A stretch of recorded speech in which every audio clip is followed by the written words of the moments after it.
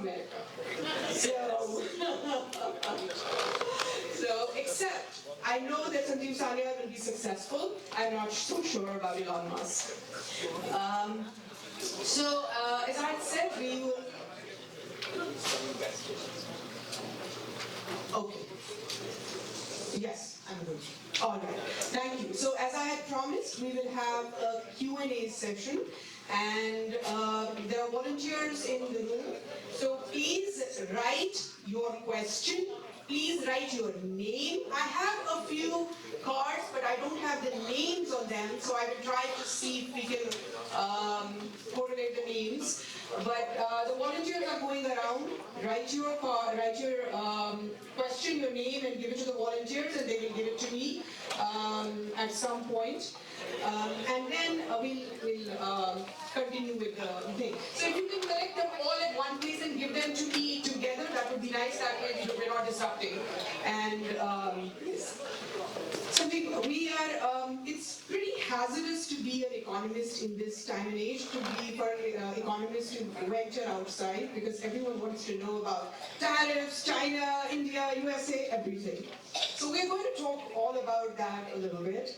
But before that, I want to talk about something that I really want this audience to know.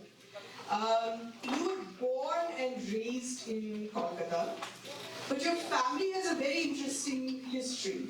Your family, a few hundred years ago, moved from Kolkata to UP in Banaras, if I'm not mistaken, and they became a pretty prominent family in Banaras. And then after that, at some point, you moved back to Kolkata, which is where you're born, and then of course you moved to Delhi and everywhere else. So give us a sense of the Kolkata connection of your family and the Banaras connection. So my family migrated from Bengal, not Kolkata. Okay. From from northern Bengal. This is the part of Bengal which is now most of that area is now in Bangladesh. But this is the area called Barendrabhum, which is between the Brahmaputra and the Ganga. So in that Dwar area, that is the original homeland of the Sanyal clan. And we were a somewhat notorious family going back at least to the 16th century because we were part of many rebellions over time. So if you went back to the 16th century, we were part of a rebellion against the Afghans, the Suris, led by a clansman called Beni Madhav Rai. It's actually Beni Madhav Sanyal. Rai literally means leader, so that was not his surname. And he raised a major rebellion against the Afghans in the 16th century. Subsequently, the Sanyals picked fights with the Mughals. Then they were part of a battle against Siraj-ud-Dawla before he fought Plassey. So there was a queen called Rani Bhavani of Nator, who was also a clanswoman, and she had a beautiful daughter who Siraj-ud-Dawla wanted to marry. And so he sent his army to Nator, and she was a Rani, but really a small Jagir of some sort. And we defeated the Nawab's army and threw him out. And then, of course, the British took over Bengal. And by now you can guess the pattern. We were involved also in the Sannyasi rebellion, in which, of course, we lost. Now, those who know about the Sannyasi rebellion, you need to know that it was not just a rebellion of sannyasis, it was actually a rebellion of the network of akhadas, some of which were run by sannyasis, and some of them were run by others, including the Sanyal clan. We used to run akhadas. So we were basically scholars, but scholarship was done in these Vedic schools called tolls. The tolls, people have the impression that Vedic schools may get up in the morning and do chanting. That too happened. But plenty of other secular education happened, but very important part of it was also the akhada, which was military training.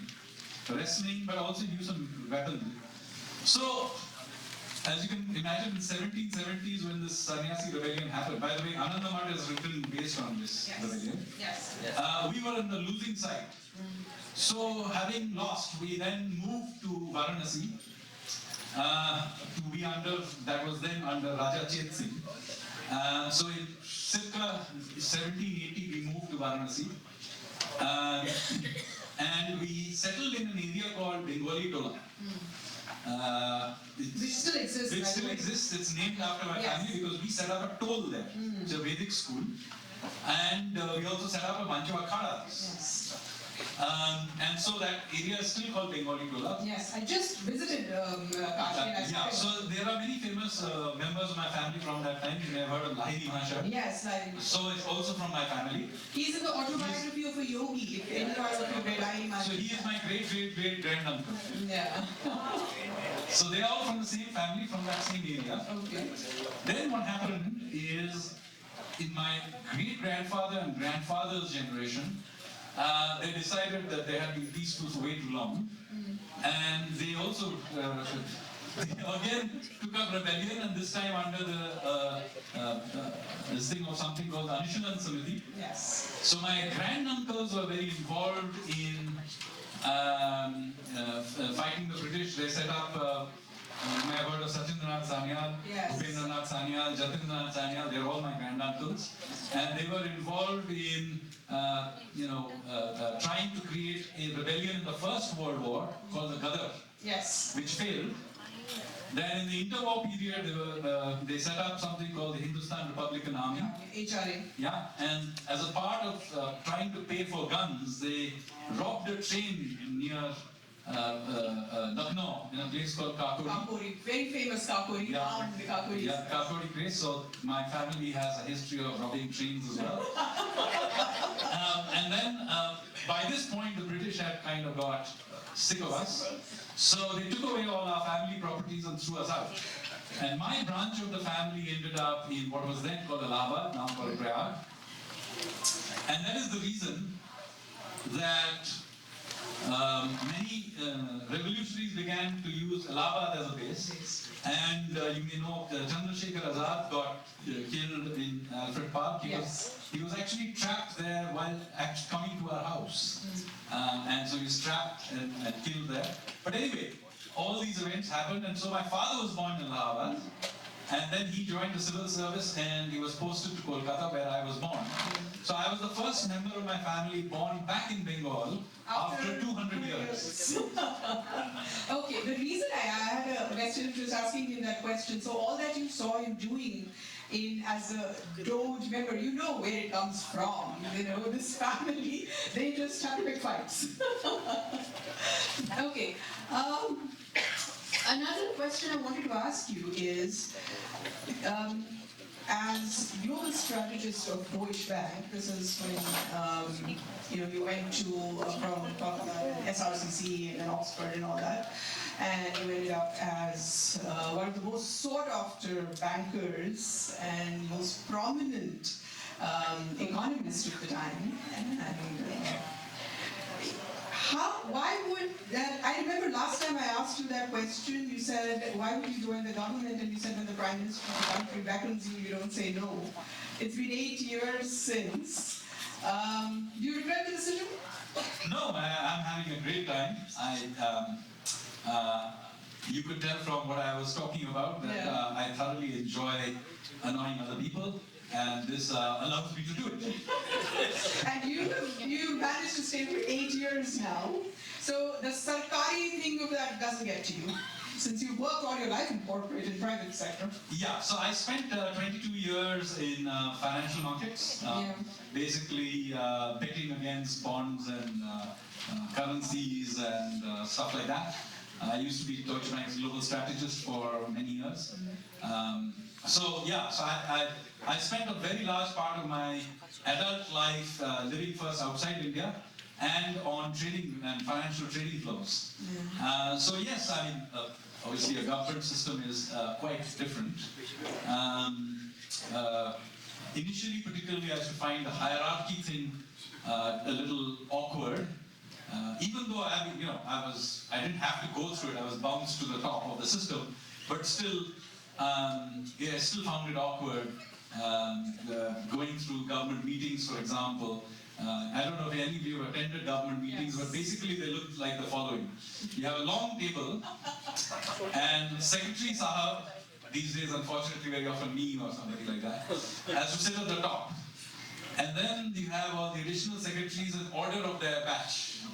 Then the joint secretaries in order of their batch. And then the directors and so on and so forth. And then right at the bottom will be the most junior most guy, who probably is the only guy in the room who actually knows something about the subject.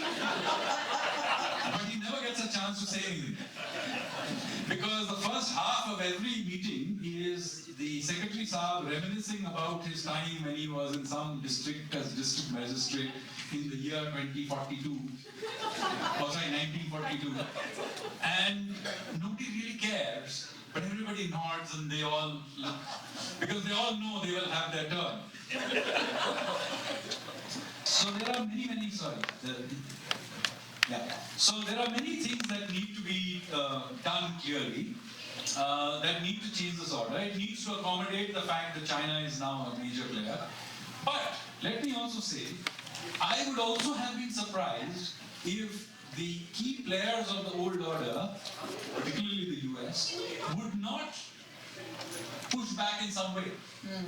Even if it accepts that the new order will emerge, it will still try to create the new order in an image that it could control, but at least to some extent would fall into a set of rules that it would find beneficial to itself. So I'm not surprised that this happens. And by the way, this has happened many times in the past. And every single time these changes can be quite violent. So for example, the end of the British Empire and the rise of the US went through a 50-year period with 2 world wars, in which, by the way, it was not clear who was the rising power. Initially, it looked like it was going to be Germany, in fact. And then US took over after 2 wars.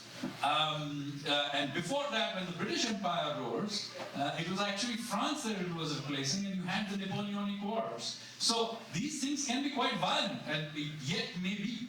I mean, so far things have been actually unusually peaceful in terms of world order shifts. So, I'm not trying to say that it will necessarily be. We don't know how things will work out. But I'm just pointing out to you, however much turbulence you may be feeling right now, at some point, at least this much turbulence should be expected. I agree. It's a natural way. It's a natural way of things. There will be some pushbacks. Whether President Trump's particular approach to it is either successful or the right way to do it, that we can debate. But whoever pushed back, and one could argue that it was quite surprising that America took so long to do it, that some kind of a big pushback was going to happen inevitably, and that pushback comes with some price, and great powers are usually willing to pay that price. So this America-China thing is not going to end next week, as some people sometimes, in a few months' time they will all kiss and make up and some new rule. No, this is going to be there for some time. Number 1 and number 2 never make up, right? Number 1 and number 2 will not, it's not going to be easy. By the way, the Chinese too have ambitions which we cannot find palatable. For example, taking over Taiwan, which they are quite serious about. And anybody who thinks they're not serious about it hasn't understood what they're saying. So, clearly, would you call this end of globalization though? Or no, go that far? This I will not say. You see, the members of the old system will always try to say that, their time was somehow special. No. Globalization has been happening from the beginning of time, when Indian merchants from Gujarat were going to trade in Mesopotamia 6,000 years ago. So globalization is nothing new. It continues to happen. In fact, for all the talk of the last few years of deglobalization that has happened since COVID for the last 5 years, actually in your daily life, think about how globalized you are. Sitting in India, I'm using from the beginning, from the morning, I'm using Google, I'm using Twitter, I'm using all kinds of Chinese-made products. This is 2025. I am using all kinds of globalized things. And I'm here in Houston talking to all of you. How more globalized do you want to be? So I don't think globalization is withdrawing. What is happening is that the contours of it are changing, which is what you should expect to happen. And as a member of a rising power, I'm not even unhappy about this. No, correct. Things change, world changes, world order changes, and that is in Indian philosophy, Hindu philosophy, we would say just a yoga change. I mean, it's just thing. And the yoga change tends to have the phase of Shiva. Exactly.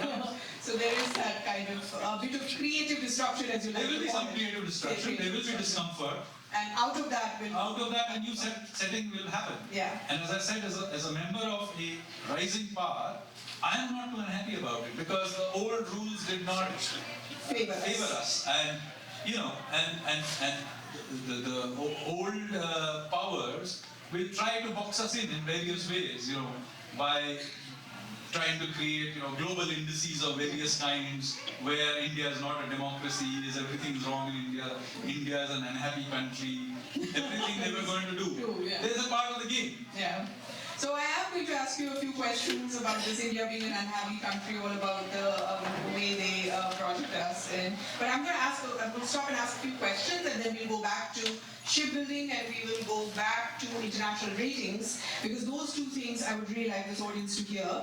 Amit Banerjee, we were talking about yoga change. Amit Banerjee, is he in the room? Amit Banerjee has asked this question: how will Bharat fare during the potential impending yoga change that we're seeing right now? The most important thing to know about complex systems, those who are here by scientists know about complexity theory. I'm a complexity theory man. All my economics is based on complexity theory. You would not be able to guess any of my economics by reading conventional economics textbooks. And one of the implications of it is that history is non-deterministic. So, sitting here, it is impossible to tell how things will be. A lot of it depends on the cards we play and how we play it over time and how flexible we are. So just to give you some sense of it, I'll give you another yoga period of yoga change. Go back to the 15th century, when the last, that is when the West rose in the 15th century. What happened? In the beginning of the 15th century, China was the dominant power of the world. People don't know this. The last time that China was dominant power in the world was the early 15th century. The Ming had thrown out the Mongols, and they had established the Middle Kingdom again under the Mings. And the Mings sent out these great voyages called the Voyages of Zheng He, Admiral Zheng He. They were these treasure fleets, and they did these huge voyages, and their ships were massive, 5-6 times the size of Columbus's ships. Okay, and they came into the Indian Ocean as well.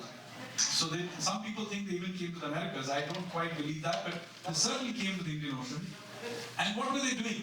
They were projecting power, and they tried to do all kinds of things. Now, they were at that time, in the 1430s or so, they were far ahead of anybody else in the world. If you ask somebody in 1435 that, there's going to be the next few centuries, a country is going to dominate Asia, they would have almost, or even the world, and who's that going to be? They would almost certainly have said China. Now look at what actually happened. What happens is, the Ming emperor died, and there was a tussle in court between the eunuch lobby, which controlled the navy, and the Confucian bureaucrats, the Mandarins. The name Mandarin actually comes from these guys. The Mandarins happened to have the year of the new emperor, and so to put down their chief rivals in court, the eunuchs, they did what all good bureaucrats do, which is they switched off the money to the main area of strength of the eunuchs, which was the navy. Admiral Zheng He was a eunuch, by the way. And so, over the next few decades, the Chinese Navy, which was far superior to anything else in the world, essentially rotted in the harbor. They were never defeated, they just rotted away. And the Chinese had come into the Indian Ocean, they had knocked out all their competitors, by the way. The Arabs, the Indonesians, and everybody. And then they suddenly withdrew, leaving behind a vacuum in which Vasco da Gama turned up. And so in case you suddenly wonder why on earth it is that these 3 ships turn up from Portugal, which is not even a powerful country in Europe, turns up in the Indian Ocean and within a few decades takes the whole place over, because the Chinese had been there, they knocked out all their competitors, and then suddenly for domestic reasons withdrawn, leaving a vacuum which the Portuguese filled out. Which leads to one of the most important lessons of human history. Always beware of the bureaucrats.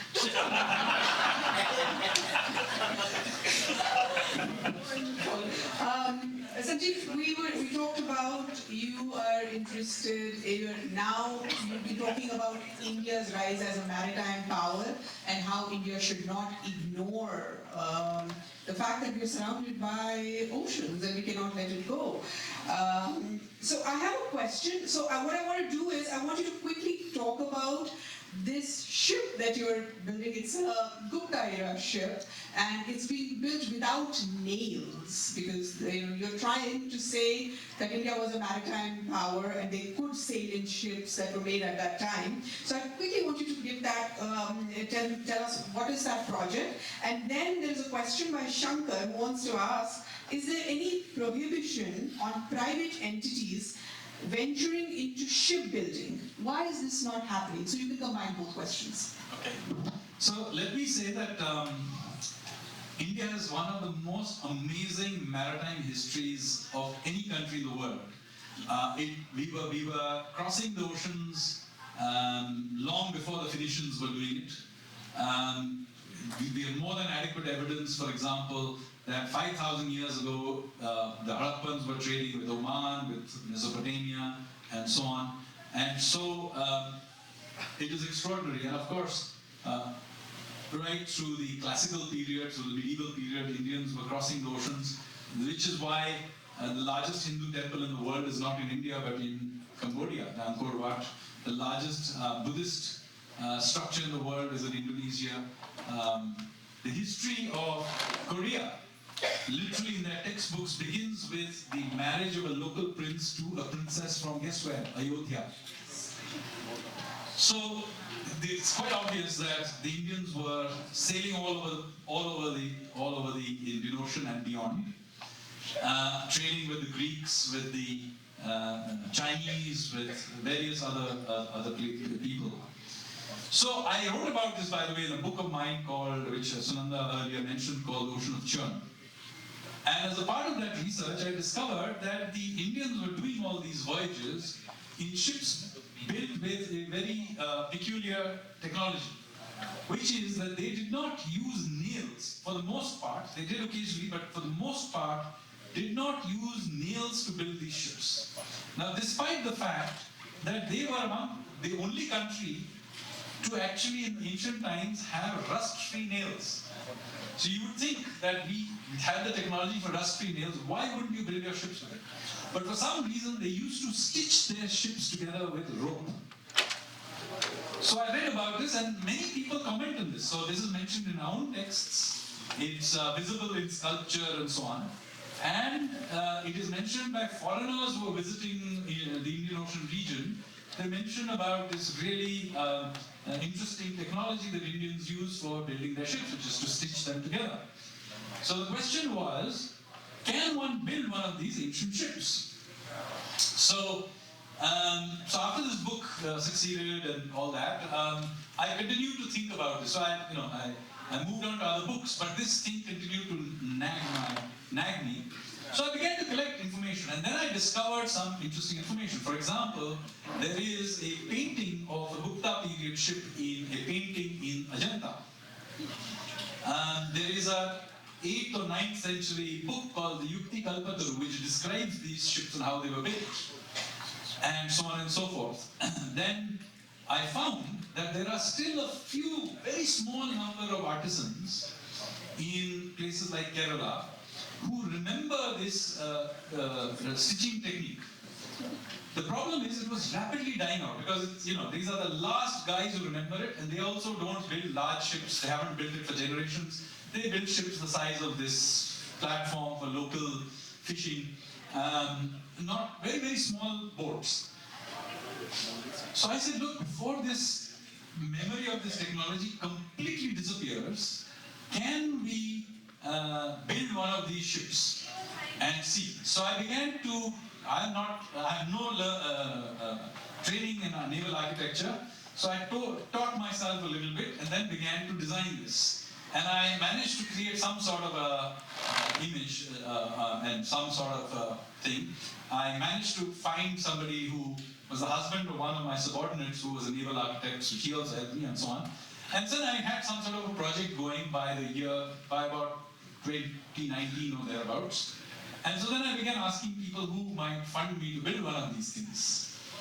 So most people said, great idea, etc., but nobody was wildly keen on the plan. So about 2-3 years ago, when I make a presentation to the Prime Minister, he knows that I'll always make it 5-10 minutes shorter than the time allocated, and give him one mad idea in the end, which is not correlated at all to the thing that I came here to present. He knows this because I do it in every single presentation. So about a few years ago, I added this presentation saying that, sir, there is this design of an ancient Gupta period ship. Have a look, and do you think it's a good idea to build one? So he said, Karo. And then he added further, he said yes, and then he, from his own collections, gave me some translation of a Kachi navigation manual, and he said, use this to navigate your way also. So it's, how to navigate using stars. So then I had his blessings. Then I found out that there is some funds in the Culture Ministry for something called the Mausam Project, which is to celebrate India's maritime past. So I got some funding. I convinced the Navy to help me do this. And so now I have a full-fledged project of building this ship. The ship has actually, most 90% of the construction is done. It's been put in water. It's been built in Goa. And it's going to sail to Oman. Yes, so we're going to test it first of all to try and sail it. Do remember that it is a 1,500-year-old technology. We have not put anything modern in it except some safety stuff. So nobody really knows how to sail these ships. It doesn't have any modern logic to it. The sails, for example, are not lantern sails. They are square sails, which existed at that time. It does not have a rudder, it has a trailing oar. Because it's stitched, the hull is slightly flexible, so if it hits a wave, it flexes a little bit. So what is the implications of such a ship? We do not know. So we will actually have to sail this a bit to figure all of this out. And then once I'm confident that we can do this, the idea is to do a voyage. The first voyage that we intend to do, which has already been announced by the Honorable Prime Minister and His Excellency, His Majesty, the Sultan of Oman, is a voyage from Gujarat to Oman in December this year. So I have to figure out how to sail it before that. Well, wish you all the best for that. And last week I showed the pictures of the near finished ship to the Honorable Prime Minister. He looked at me and he very seriously gave me some advice and said, "Doobna nahi."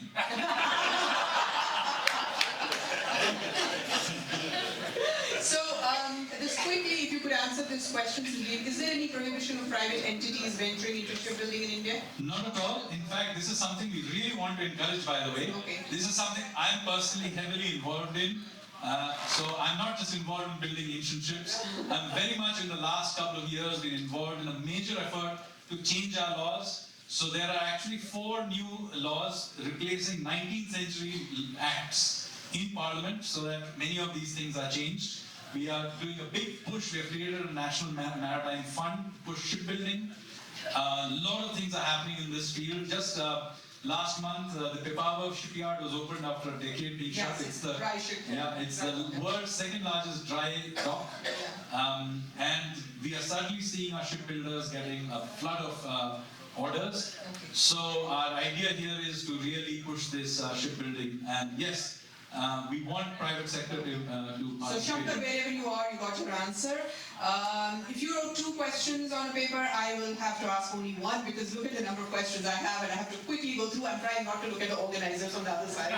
Because so, Amit Sarkar, are IP laws handled by special courts in India?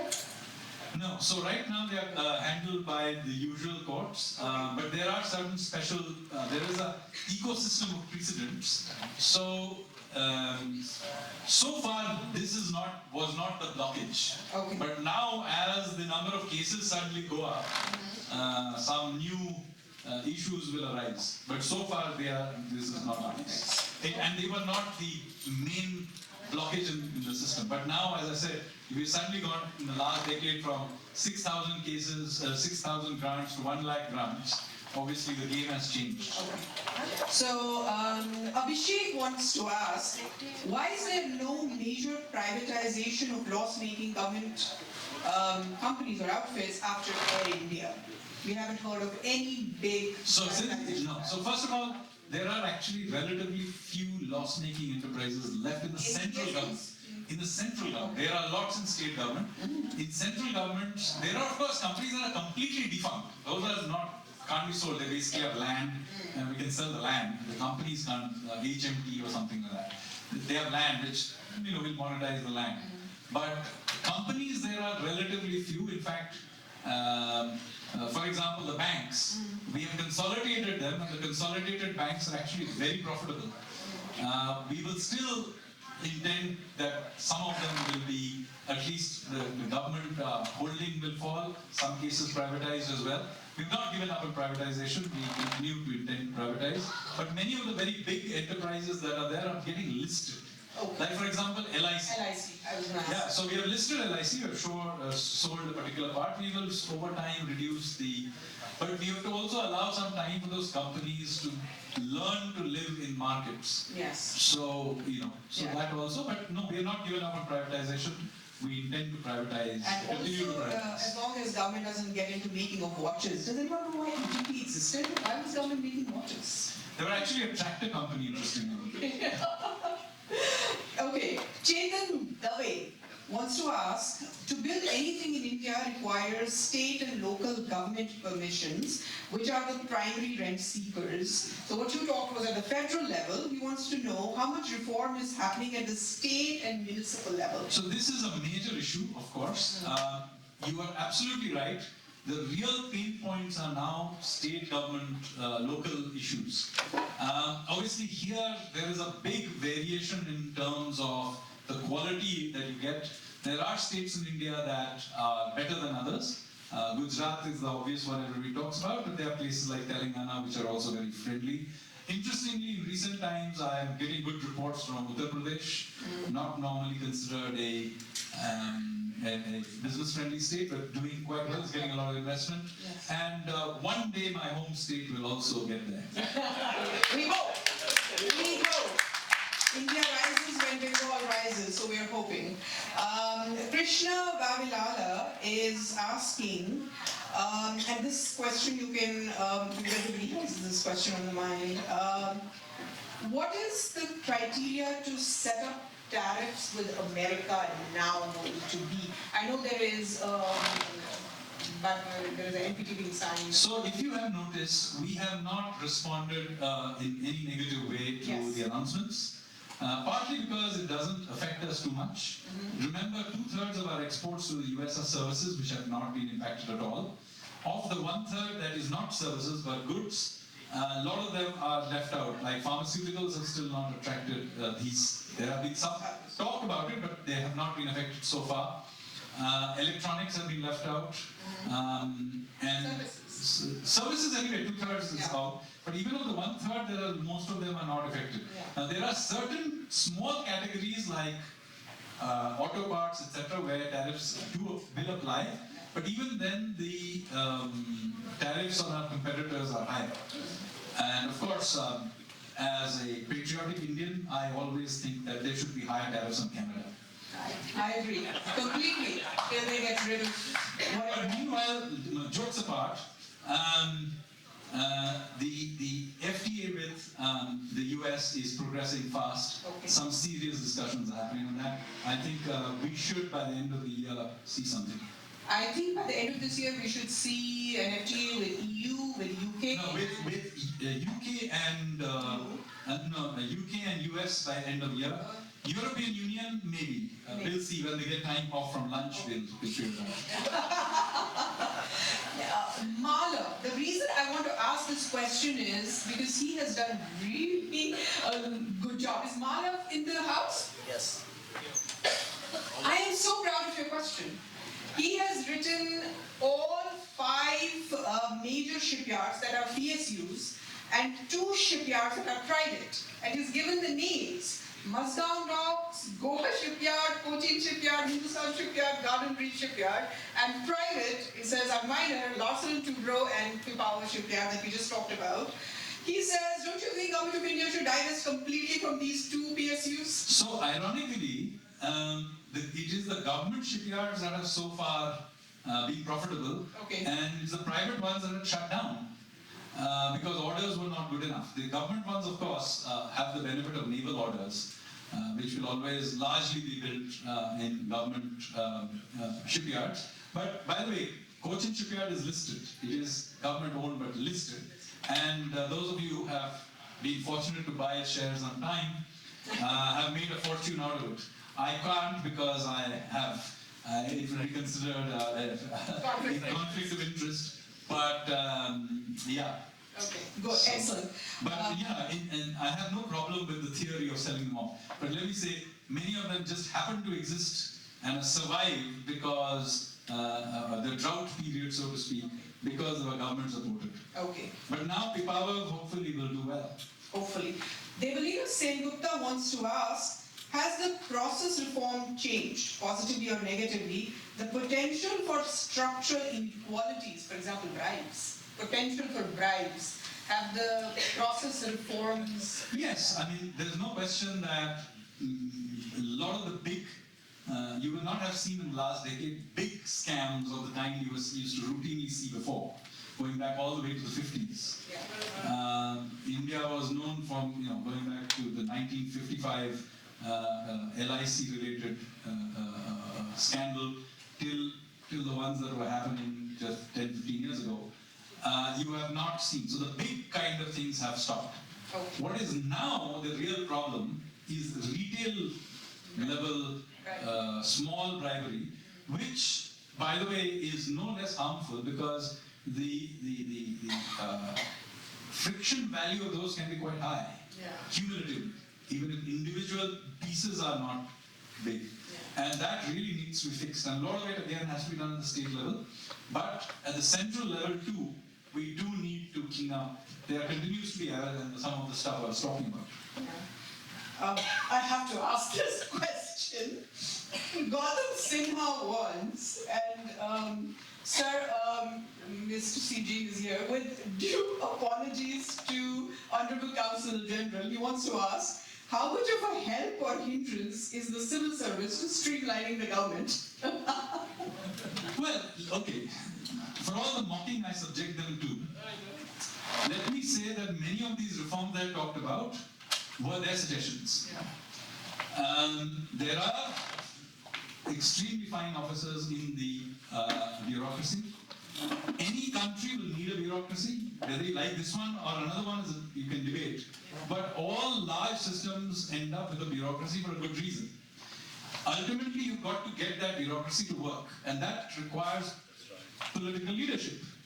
It also requires talent, etc., but it requires that you encourage see, in any large number of people, it'll be true of here, in any company, etc., 20% of that large population will be efficient and good quality, 20% will be garbage, and the middle 60% will essentially go with whatever is the dominant culture.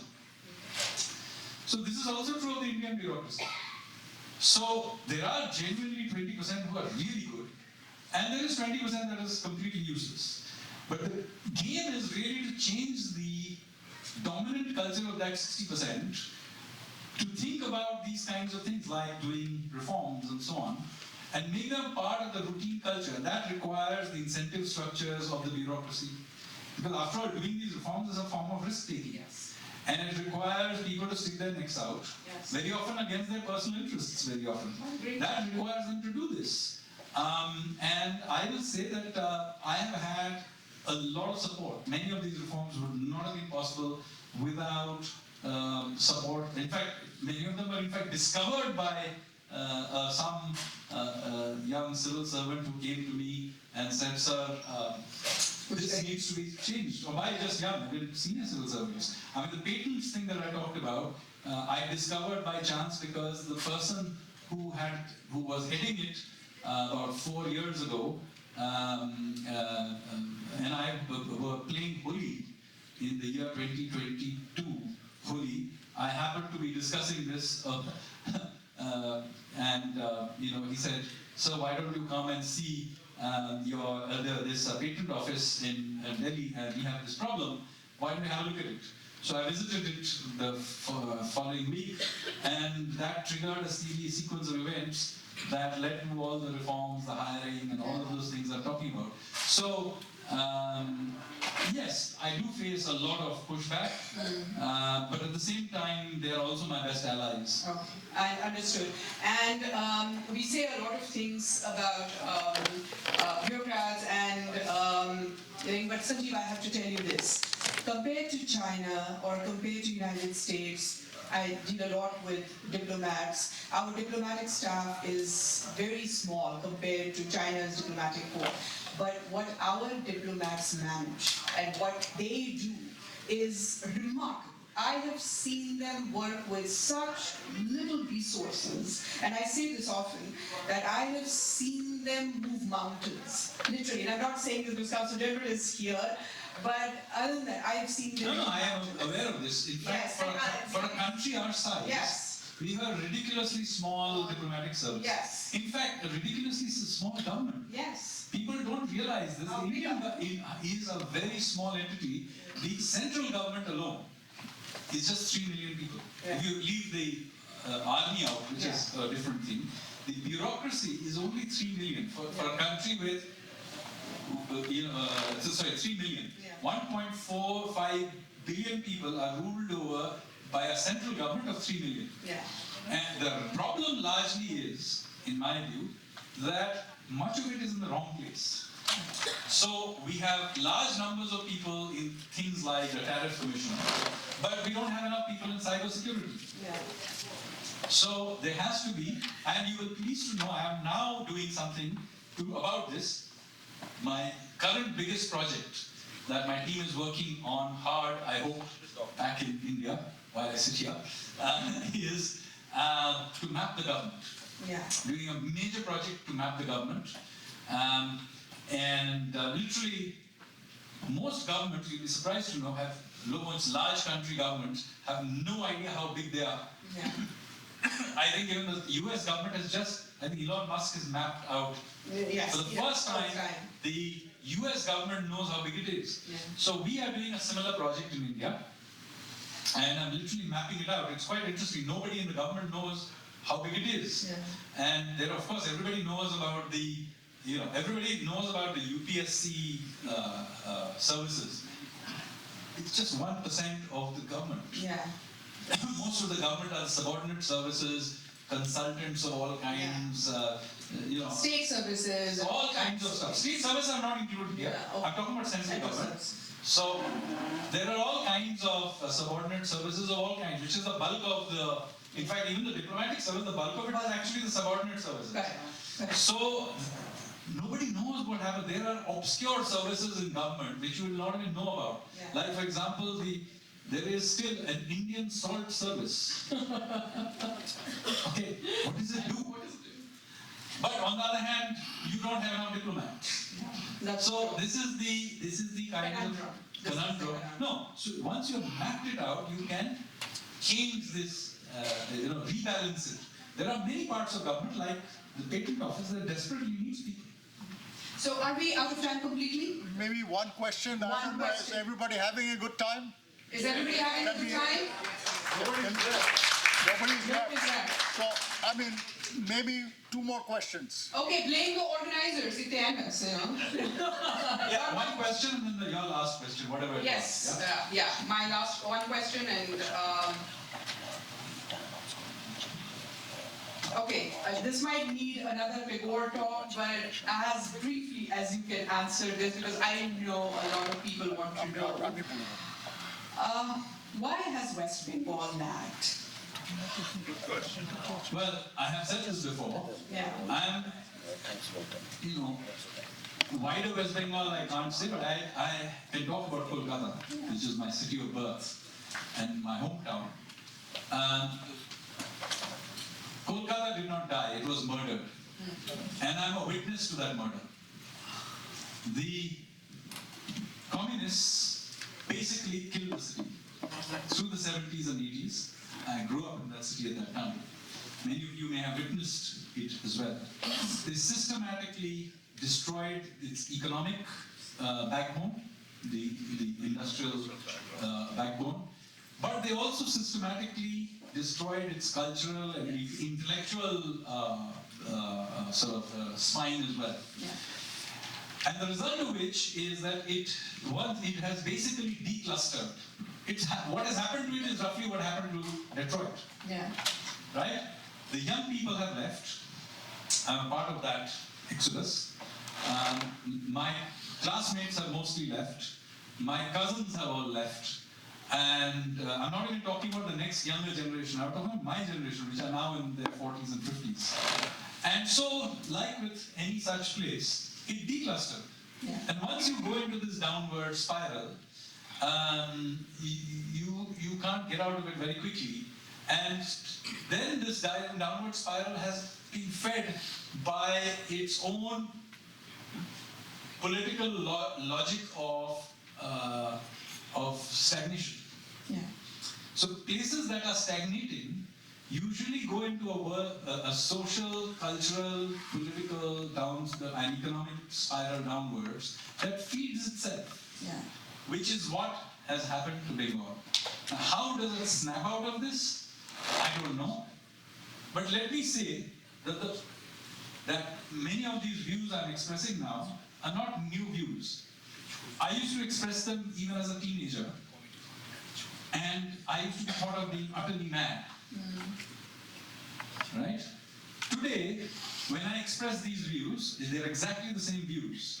30 years later, in Kolkata, many people agree with it, even though they are unpalatable views. Which is wonderful. I'm not talking about just the diaspora, because here naturally you are so-called the refugees, so you may agree.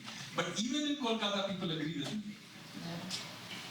And so that is why I think for the first time, I am much more hopeful of a renaissance than I have been in the last half century. Oh, that is wonderful. I do need to, we have one last question to ask, and I feel bad because there are a lot of questions. So I have an idea. This is what I'm going to do.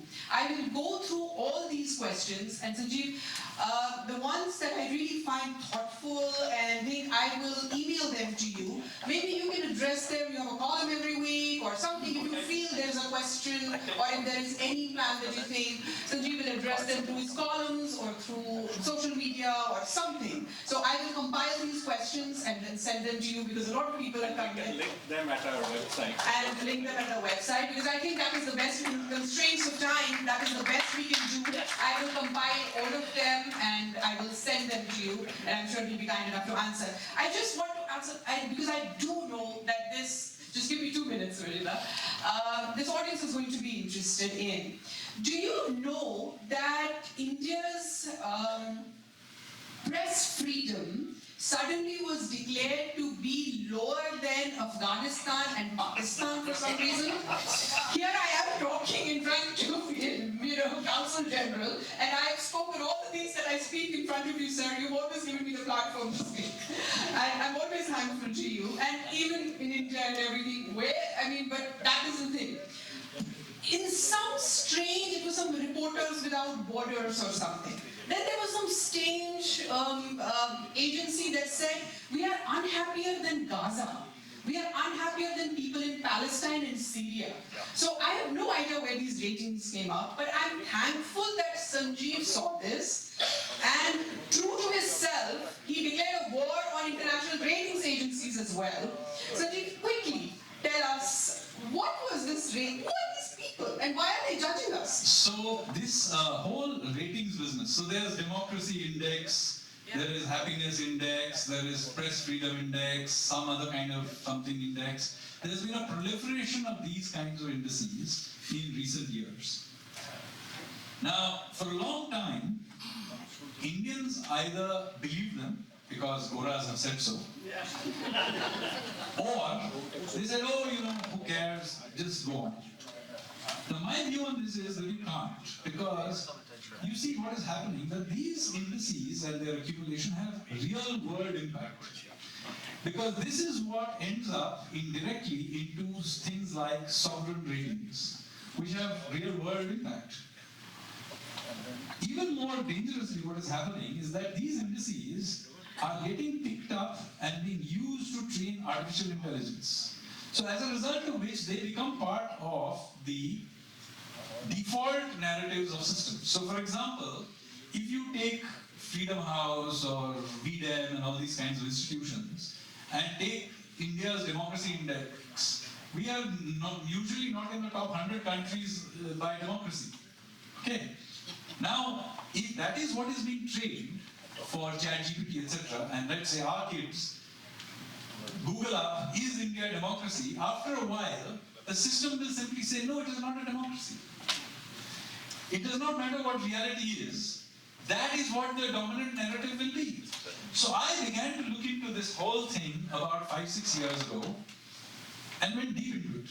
And I've published a whole series of articles, formal working papers, scholarly papers, etc. Basically deconstructing all their methodologies. And what I discovered is the enormous amount of garbage there is there underneath all of this. By the way, these things are given out by well-known institutions, Economist, Intelligence Unit, etc. So it's not just obscure bodies. Reporters Sans Frontier is not an obscure body. The World Economic Forum is not an obscure body. And it is their thing. So then I found that on the veneer they are all good. But once you dig in, their methodologies are all basically garbage. For example, Varieties of Democracy Institute in Stockholm, very well-known institution, how does it rate India? Or Freedom House? Just maybe 5, 10, 15 people they interview, experts, they don't even tell you who they are. And based on those interviews, they rate the whole world. That's it. I mean, I would not be able to hold an election in the average school for house captain by doing an opinion poll of 5 people. Yeah. But they're able to do it for the whole world on grounds that they're experts. And they don't even tell you who those experts are. So I began to look into all of these methodologies and basically take it apart and write about them. So the first thing that happened is, of course, people began to question the directors and those people who head them. So some journalists asked the director of VDEM about the methodology, and there's some mad fellow in India who keeps writing about all of this. So rather than answer my questions, look at the arrogance of his answer. He said, no, how can you say this? Our ratings of the world are based on supercomputers and high maths. Now somehow they thought that Indians get intimidated by computers and maths. And why on earth do you need a supercomputer to work through a few dozen opinions of so-called experts? Any Excel sheet can do it. In fact, this can be done manually. So this is a kind of garbage that I began to expose. Simultaneously, I discovered that most of these think tanks are funded by the same 5-6 funders. Open Society of Soros, USAID, Rockefeller, Ford, and some European Union, the European Commission.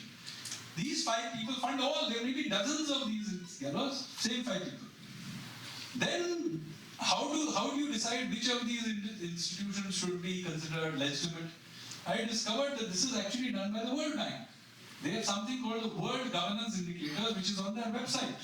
So I looked into the website, and I called the people in the World Bank and asked them questions about the methodology. They said, no, we cannot answer anything, but by the way, look in our website at the bottom. So I looked at the bottom, there is a disclaimer that the World Bank and its board and employees do not take any responsibility for all these indices. Can you believe that?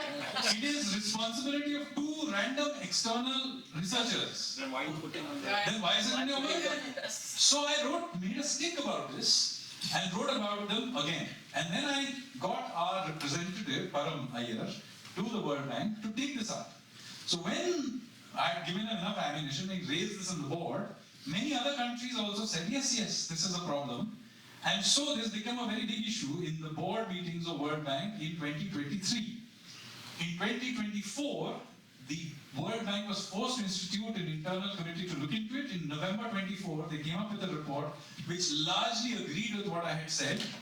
And now they are going to take these things out, and they are going to look through their methodologies. And the World Bank will only put those guys who meet some methodology criteria on their WGI. So there's a huge churn that is happening even in this. Wonderful. All I can say is the Sanyal Dean of Troublemaking lives. Thank you so much, Sanjeev. Thank you so much for your time, and thank you so much for being so candid, as usual, about everything. And thank you, everyone who is being here. And with this, I pass on to Shirojita, and thank you so much.